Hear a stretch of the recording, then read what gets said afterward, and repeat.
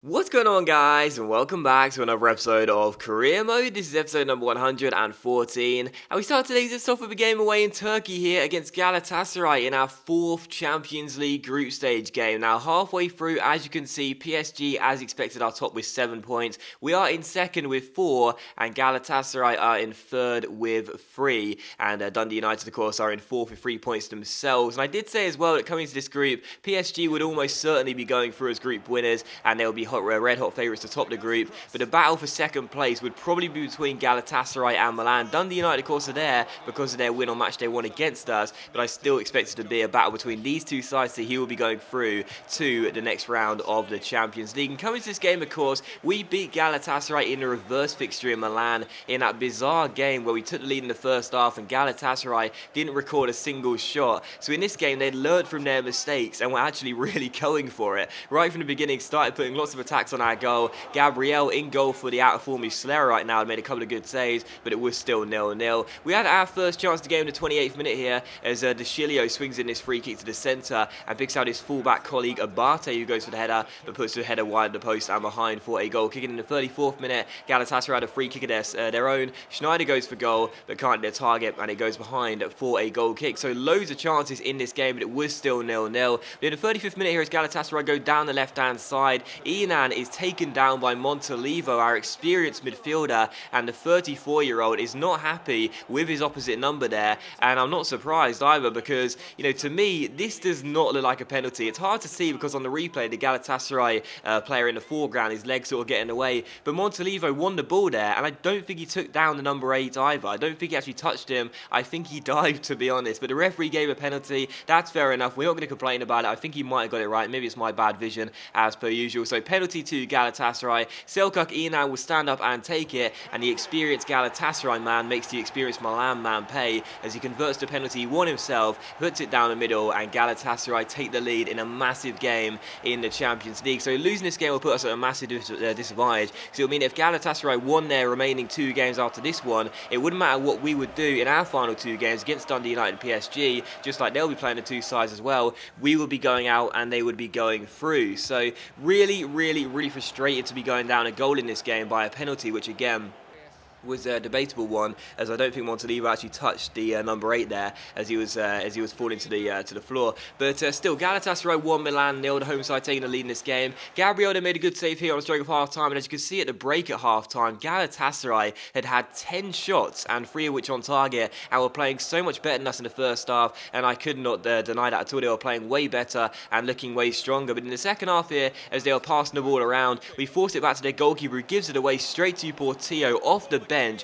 and 3 minutes after coming on as a substitute, he gets an assist for Nabil Fekir, who slots it past the goalkeeper, makes him pay for his error, and puts us back on level terms. So this is a massive game in the Champions League, and the goalkeeper there does not cover himself in much glory, gives the ball away, a terrible pass, and you can see the way Galatasaray are playing in this game, retaining possession, doing such a good job of it, like they did in Milan, but they were actually adding shots to this game as well, the key component. But after giving the ball away there, we make them pay with a rare chance of our own, and Fekir gets the goal and makes it Galatasaray 1, Milan 1. So back on level terms, Portillo with the assist just 3 minutes after coming off the bench. We grab ourselves a crucial equaliser in a must-not-lose game. But directly from kickoff, Galatasaray gave the ball away, then we gave the ball away, and then Galatasaray gave the ball away themselves here with Bruma being robbed by Portillo. He feeds it inside to Fekir, and for the second time in just a couple of minutes, it's that combination once again, Portillo to Fekir, and Fekir puts it past the goalkeeper and makes it Galatasaray 1, Milan 2, and 5 minutes after the restart, we turned the game on its head from being dominated in the first half with Galatasaray leading by a goal to 0 to being up in this game by 2 goals to 1, and what a difference Portillo was making as well. 5 minutes after the restart, 5 minutes into his Champions League debut, he was a free agent from Paraguay before all this. Now he's provided 2 assists after winning the ball back on 2 consecutive occasions for Fekir to put the ball into the back of the net, and we turned the game on its head to make it Galatasaray 1, Milan 2. And what a decision it was to bring Portillo off the bench, but what a decision it was as well to drop Muslera, not given a chance to play against his former club at his former ground, but instead play Gabriel between the six, because what a fantastic double save that was by our goalkeeper there. First to the nice Schneider from the free kick, and then to make another follow-up save as well, and then to start a counter-attack as well as Fekir came through on a hat-trick, but his shot was well blocked, and eventually Selçuk Inan, who scored Galatasaray's goal, got the ball away. So still 2-1 as we went in search of the dagger there, the third goal that would kill the game off and kill Galatasaray off as well, but it was still 2-1 in this game. But sadly for us,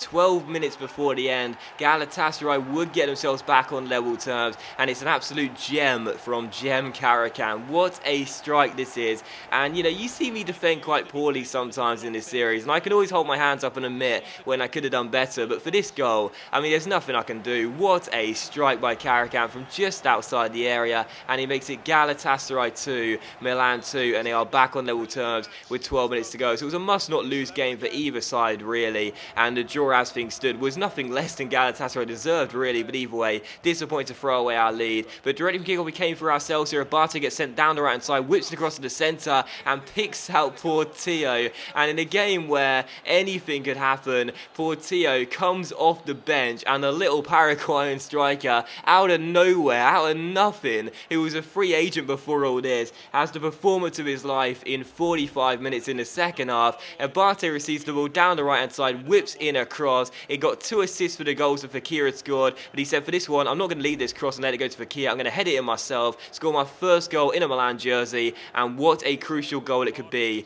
by the number 17. He retakes the lead for us, makes it Galatasaray 2, Milan 3, and we're back in front for the second time in the game. But 5 minutes after that, or just a few minutes after that I should say, after Galatasaray scored their equaliser, we got ourselves back in front, and what did they do? Just a couple minutes later, once again score an equaliser, and for the second time in the game, battle back from being a goal down and go ahead and put themselves back on level terms. And once again, just like the Cem Karacan goal, there's nothing Gabriel can do about it, there's nothing I can do about it. It's just a beautiful strike from range, and Galatasaray scored their third goal in the game and get themselves back on level terms. What a screamer that is there by, I don't know how to pronounce this guy's name. I know who he is, but I think it's Kevin Groskraut. That's probably a terrible pronunciation, I'm sorry. But either way, it's a fantastic strike. It clips the underside of the bar. No chance for Gabriel. And the game finishes Galatasaray 3, Milan 3. So what an incredible game here away in Turkey. Absolutely amazing game. Without doubt, the best game of the series so far.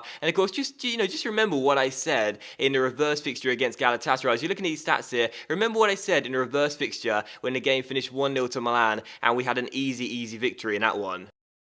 They couldn't lose this game because one of these two sides won't be qualifying. PSG are almost guaranteed to be going through. One of these two sides won't qualify. They could not afford to lose this game.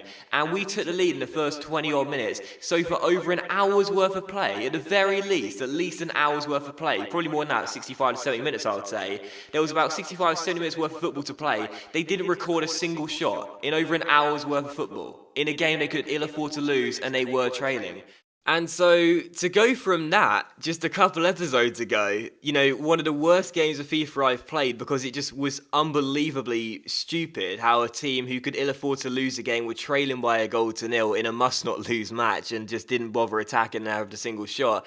To go from that game to the next fixture they play with that team and record, I think it was 13 shots in general and score 3 goals as well in the best game of the series so far.